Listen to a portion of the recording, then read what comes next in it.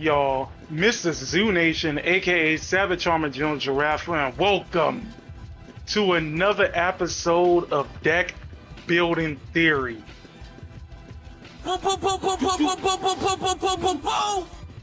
Today, we're going to talk about Vanguard and Vanguard accessories. So, last week was pretty interesting. We got the reveal of Chaos Breaker Dragon. And I'm not gonna lie, everybody was trying to figure out prior to this reveal if Chaos Breaker Dragon was either going to be OD'd like he was in the OG series, or was he gonna be a pussy punk bitch like he was in the V series. But it turned out that he actually turned out to be a very interesting and pretty balanced unit. Like, it's a pretty good anti-meta deck. Probably is going to be the best meta deck. I mean, not meta deck, but anti-meta deck for like a long while, I guess, until like something else comes up decently. But outside of like a few of the problems that it basically has, it's actually pretty good. I'm not even gonna hold you on it. So it's actually worth the hype. I'm not gonna lie to you. At least it's not like the pussy punk bitch version that is the V series. But there is a but. I've thought about something. Seeing that this is going to be Link Joker's second encounter, I decided to look at Messiah. And I realized something.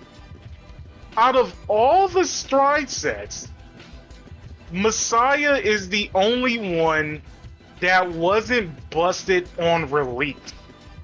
Matter of fact, Messiah probably had a somewhat decent like meta like down the line once she got more support. But for the most part, every other stride set was kind of broken in some form or fashion. And at the same time, it kind of laid waste to the meta that it came out in. And I was like, you know what? I think this is a good theory to work on. Why wasn't Messiah as strong as she was, like, as the other 5 stride sets? You know, bitch ass Chrono Jet, bitch ass Luard, Shiranui, Night Rose, and Eric. All of them were pretty decent around the time that they came out. Some of them are more busted than others, but on release, they pretty much lay reckon to the meta that was, well, their current meta at the time. So why did Messiah do so? And my theory into this, and this is my hypothesis theory and everything else like that, I think it came down to the nations. I'm not even gonna hold you. If I really had to dive deep into it, I think it overall came down to like the nations and everything else like that. But let me explain what I mean by this. This is going to be a somewhat long explanation, but I think this is somewhat valid. But take it with a grain of salt if you may will. But if we're going to talk about how the nations were designed before Divine Z, they kind of sort of followed a similar, like it kind of followed like an interesting formula when you really think about it, right? Let's go over them all one by one. Keter Sanctuary kind of sort of took upon a combination of all 3 Paladin clans. They wanted some field presence in some form or fashion. They were more rear guard centric. And at the same time, they were either doing stuff that both Worlds and Goals are doing or doing stuff that Shadows was doing. Now, before I continue, I would like to also point out that even with these examples, every clan, well, not every clan, but every nation, in my honest opinion, kind of sort of had like that black sheep, right? Like, I think when it came to Keter Sanctuary, their black sheep was like maybe Hexaord. Or, you know, Stoichea's black sheep was kind of sort of, you know, Zorga and everything else like that, right? Moving on to Dragon Empire. Dragon Empire kind of took more of the Kagero route, where everything was more Vanguard centric and it just laid waste to anything that was opponent's rear guards. Like, if an opponent rear guard even breathed, that shit was getting destroyed. Like, let's just be real on that.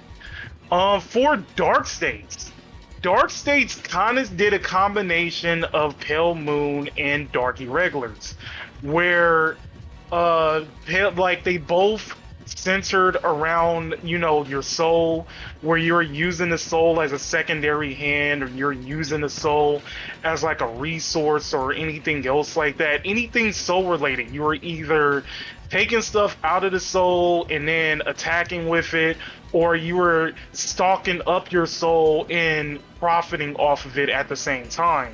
Stoicheia kind of sort of took on the route of a combination of Great Nature and Aquaforce, where the whole focus was multi-attacking in some form of fashion. Eventually, it did kind of sprinkle in a little bit of Neo Nectar by introducing plant tokens and everything else like that, but for the most part, you know, it was basically all about multi-attacking. It didn't matter how they multi-attacked, they just multi-attacked. And before we get to Brantgate, the last one we'll talk about is Lyrical Monasterio, where it was basically the jack of all trades. It basically did everything. It didn't really master anything. It was just all over the place. It was basically if you were picking Mokujin and Tekken, or pretty much any, you know, character similar to it, it was basically a whole random select of what you will basically get. And I guess, like, from a lore standpoint, it kind of makes sense because they're all exchange students that comes from different nations. So it would make sense that they will basically have that type of ordeal. Brantgate, which is the main one we're going to be focusing on, wanted to use set orders or orders in general. It started out with Prison, that basically had the Prison set order. One of the best ones that came out of Brantgate was Ava, which is basically everybody's favorite baddie, not mine. When it came to the glitter chicks, I was more of a Tamiura person, but that's besides the point. The point is that you did have Ava, you did have Ava's sister, you also had, you know, CEO and everything else like that. Basically, anything that came from Brantgate always wanted to do set orders. And I think this is where Messiah kind of fall flat on her ass pretty much, because she didn't want to use set orders. She wanted to basically unlock the door and lock the door and everything else like that. She wanted to play with locks. She didn't necessarily wanted to, you know, play with set orders. Now, eventually, she did get order cards and everything else like that, but for the most part, Messiah wanted to play with lock, and she didn't want to play with orders. And I think that's where her failure basically started on launch and everything else like that. So, like, for a prime example, let's go over the other 5 Stride sets and everything else like that, right? Chrono Jet is all like comes from the Dark States. Obviously, Chrono Jet had stuff like Swirler, and it also had, I think the name of the card is Bodega. I'll put it on the screen. But yeah, Bodega was also like kind of like the cult version and everything else like that. Eventually, we did get more cards for Chrono Jet, but if we're focusing solely on like the decks coming out on release, Swirler was definitely something that Chrono Jet was basically using. And again, like most of the stuff that Dark States was using in general kind of sort of helped, you know, Chrono Jet do what Chrono Jet basically needed to do and everything else like that. So, for the next 2 waves, which was Luard and Shiranui, as well as Harry and Night Rose, I want you to keep in mind that they released with the Stride Dragons. The Stride Dragons came out in the OG set 13, and they didn't necessarily, the Stride Dragons didn't exist when Chrono Jet and Messiah released. So you have to keep all of that in mind when it comes to the next four Stride sets. So the second wave was Luard and Shiranui. Luard already had Shadow Paladin support waiting for him when he came out. At the same time, you also had Saragon that was coming out like not too long after he did. So, Luard was pretty much set to basically whoop everybody's ass on release and everything else like that, right? Then you had Shiranui that basically utilized everything that Shoujo Doji exists. Shoujo Doji was basically the Nubatama slash Murakumo ride line, of the series at the time, and they were using a lot of stealth units. And because Shiranui also used a lot of stealth units, you were able to utilize the Grade 2 Shoujo Doji, which the Grade 2 Shoujo Doji stated that you just need to search for anything that had stealth in its name. And guess what they basically did? They utilized it to the point where where Bushiroad had to say, hey, slow the fuck down. Basically, this made a rule later on that Bushiroad stated that any Stride decks had to utilize the OG ride line that came with the Stride set instead of altering it like how Shiranui did, because it did get out of hand really quickly. Let's just be real on it. On top of that, there was other Nubatama based things that kind of helped it out. So overall, Shiranui came in with flying colors out of pocket. Last but not least, we have Perry and Night Rose. Now, just like how Luard had Shadow Paladin support waiting for him when he came out, Perry had Pale Moon support waiting for him when he came out as well. And because Dark States was already using, the blueprint to Pale Moon, it's no wonder that Harry did so well on release. Last but not least, you have Night Rose, where you had Grand Blue based stuff already exist in Stoicheia. Even when you had something like Usopp Dragon, for a prime example, that also existed way before Night Rose even came out. And then at the same time, there has been more than enough, Grand Blue-ish, type ride lines that actually existed as well. So, Night Rose also had a comfortable time coming into the game overall. Looking at all of 5 of the Stride sets, you basically realize that they had something waiting for them, or they basically had a blueprint already, existing when they came out. Messiah, on the other hand, did not have that blueprint that basically existed when she came out. Hence why she is basically considered like the black sheep and everything else like that.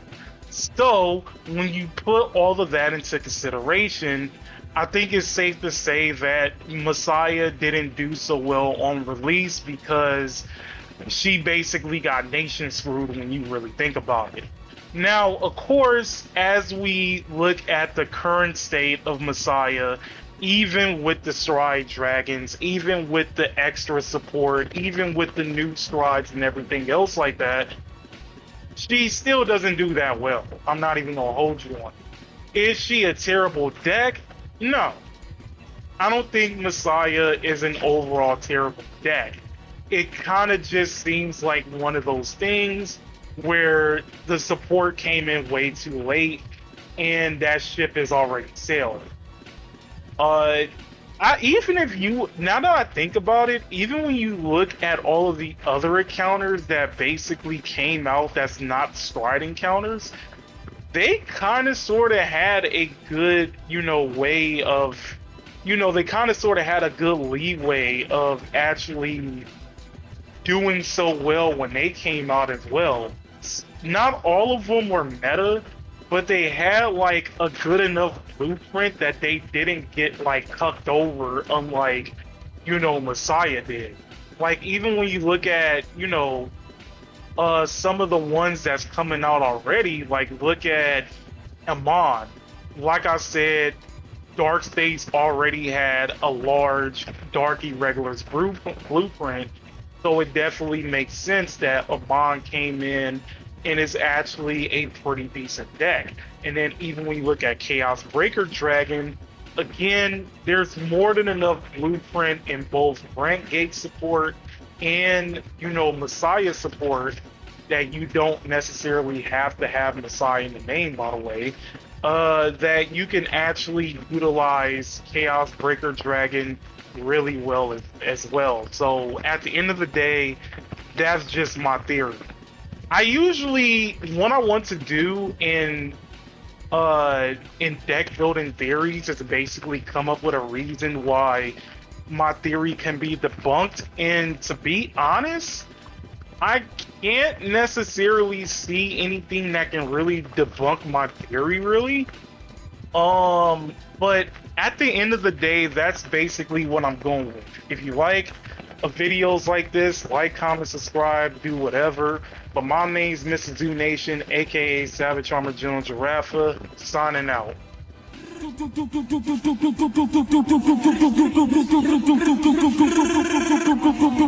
Hey, yo.